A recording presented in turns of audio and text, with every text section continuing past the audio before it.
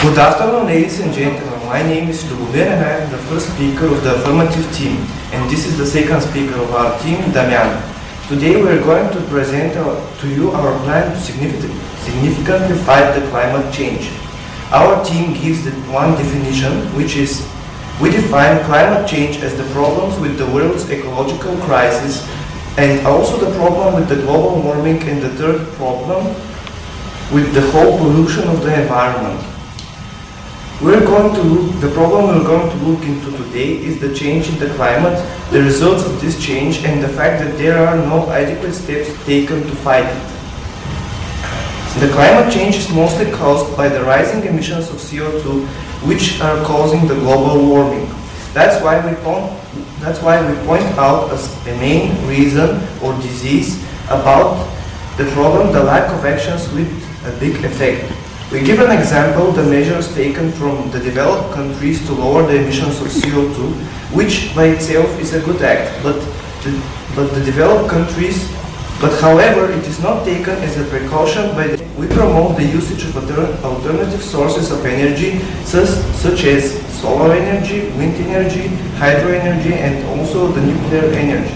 We will also promote the removal of the thermal electric plants, and we will replace them with highly developed atomic plants or reactors.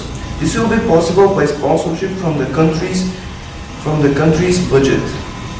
The benefits of our plan are many. Firstly, with building or with the renewing of already existent atomic plants, where there will be reducing the pollution of the environment and again the CO2 emissions. This will happen because the number of thermoelectric plants will drop, and so will the pollution caused by them. And now moving on to the other alternative sources of energy. It is a proven fact that solar energy is not efficient when used for producing big amounts of electricity, except when this is done in deserts. But if we use electric energy produced from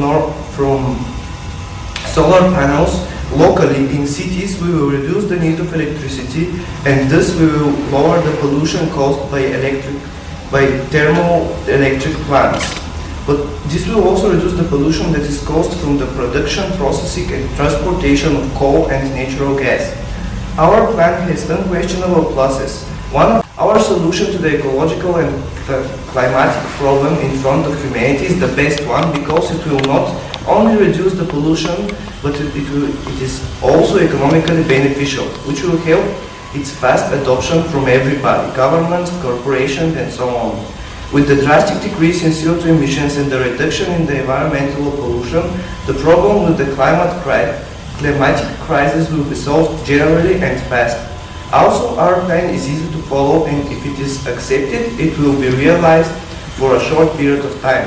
Because of the above arguments, we believe that our plan is as effective as it can be, and that's why we think it must be adopted. Hello dear guests, I am the first speaker of the negative team. According to our team, the plan which the affirmative team provided is inadequate with the status quo, and it is too expensive.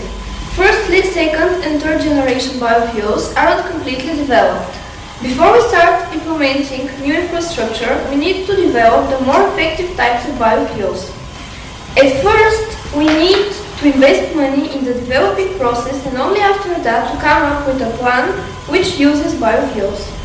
Secondly, if we adopt your plan, the negative team believes that it will cost too much, and it will be impossible to replace every power plant which uses fossil fuels with an alternative sources of energy like atom, solar, water, or wind plant. Thank you. Is, in your opinion, America a bigger polluter than the other countries like China? We believe that America is a big polluter, but there are some steps taken in this country that lowers the percent of pollution. That's why we're saying that the biggest polluters in our days are China and India and the whole developing countries.